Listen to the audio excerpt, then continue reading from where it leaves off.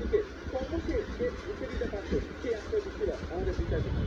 গণতন্ত্র রেখে বিগত শক্তিগুলো কিভাবে বিরোধী শক্তিগুলোকে কন্ট্রোল করেছে, বিরোধী দলের মহাসচিব এবং অন্যান্য সিনিয়র নেতাদেরকে তারা মানি ব্যাগ চুরির মামলা দিয়েছে, ভ্যানিটি ব্যাগ চুরির মামলা দিয়েছে। এই মামলাগুলো দিয়ে